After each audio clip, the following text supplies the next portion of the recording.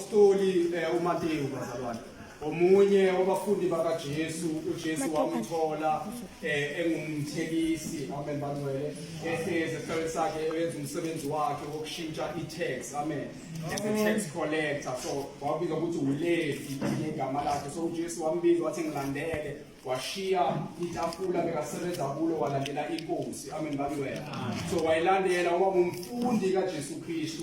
20 years after uJesu Kristu sekehle wenyuka ezulwini, kwatholakala ukuthi ubhala lencwadi ubhalela abazalwane ibandla likaJesu, kodwa ibandla elingamaHebheru. Ingakho incwadi lemayiqala uqala ngokuthi achaze ukuzalwa kaJesu, amen bangcwele. The reason yokuzalwa kaJesu bazalwane ukuthi akwazi ukuprova ukuthi uJesu uyindodana kaDavide, uJesu uyindodana kaAbraham, amen bangcwele. So umlando kwaIsrael ubalekile ukuthi wena uzalwa ubani, amen bangcwele. Ukuze umuntu azobeka ukuthi abe ngumpriest kumele uqale uhlole ukuthi uzalwa ngubani. Ukuze umuntu azoba inkosi kumele uhlole ukuthi uzalwa ngubani.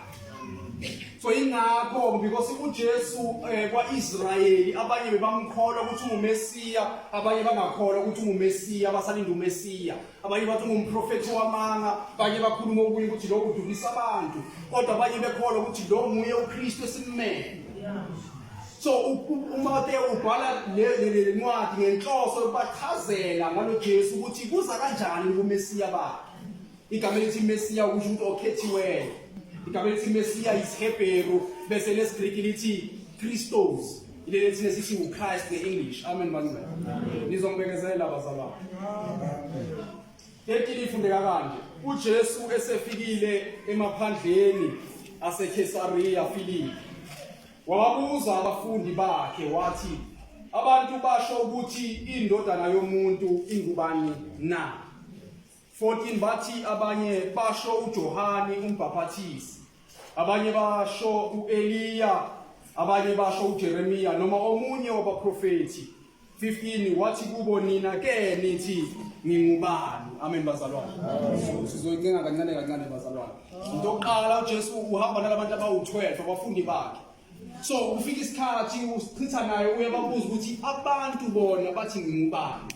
Manizwa nina abantu bathi ngingubani? Amen bazalwane. Ngoba kuyakhulunywa manje bachaza abafundi baJesu bathi abanye bathi ngomunye wabaprofeti, abanye bathi uyindodana kaDavide. Amen bazalwane. Baphendula ngendlela ezahlukene.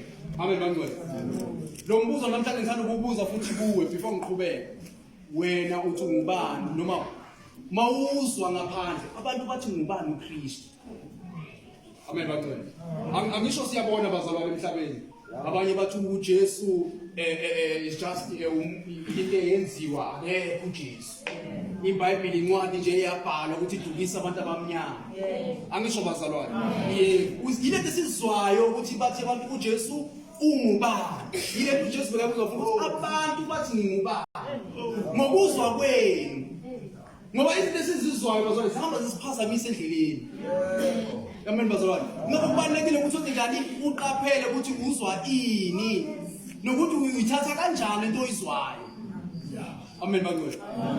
So nawe abantu uyabezwa ukuthi bakhuluma ukuthi uJesu ungumJuda, awafela amaJuda kuphela. Yabona bangcwele. Bakhuluma abantu.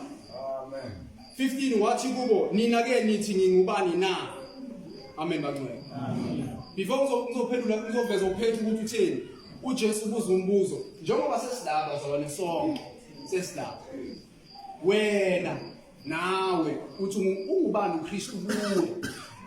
uJesu ungubani kuwe? Amen bazalwane. Amen bazalwane. Ngoba ubizwa ngendlela eningi ungubani kuwe? Uyamazi nalo Jesu. Amen bazalwane. Khona into enobufakazi. Amen bazalwane. Ungubani kuwe? So ula ngubani uJesu kuwe? Noma uJesu uyini kuwe? Amen bazalwane. Simon Petru 16 waphendula wathi wena nguKristu indodana kaNkulunkulu ophilayo. Amen bazalwane. Bona bonke ababebayi12 yena wagcuma masinya wathi wena nguKristu indodana kaNkulunkulu ophilayo. Amen bazalwane.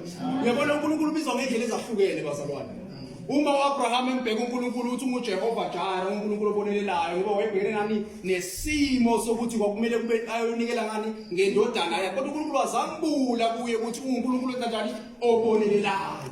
Kubantwana bakaIsrayeli uNkulunkulu wasiveza ukuthi uJehova ophilisayo noma uJehova Rofika noma uJehova Rafa uNkulunkulu ophilisayo bazalwane. Uma befika emanzini ababayo uNkulunkulu wawenza ukuthi kanjani anambitheke. Amen bangcwele. uHagari uNkulunkulu wayibonisa njengoJehova Roy uNkulunkulu obonayo. Ngoba engafuni ukubona ukuthi umntwana uyofaka kanjani ngona amele kude. Kodwa ingilosi yakhuluma kuye yathi ngibhekile futhi umntwana yakumbusisa. So ungubani uNkulunkulu kuwe? Amen bazalwane. Singahamba sonke bazalwane. Kodwa masingena sisambulo sokuthi uJesu Kristu ngubani, kimi personally ngingedwa. Amen bazalwane. Kuzoba nenkinga endleleni. Amen bazalwane. Ngeke ngifuna nokujoina amasoja kodwa eko prepared ukulwa. Amen bazalwane. So ungubani uJesu kuwe? Before ngifuna before uphendula njengeningi kodwa ucabange. Amen bazalwane. Ujule kuthi inkosi uhamba ngasiphi isambulo. Ngoba kwalaba sebakhulumile ukuthi uJesu unguMesiya, uJesu indodana kaDavide, kodwa uPetru wathi wena nguKristu. Kuhlukile ke lokho. Ukuthi unguKristu kuhlukile bazalwane. Ngoba ukuthi unguKristu usho ukuthi yena ukhethiwe. Ungumgcotshwa kaNkulunkulu akafani nabanye abaprofeti. Kunento emeze ahlukane nabanye abaprofeti. Amen bangcwele. So ungubani uJesu kuwe bazalwane? Kulo mkhosi esikuwo namhlanje.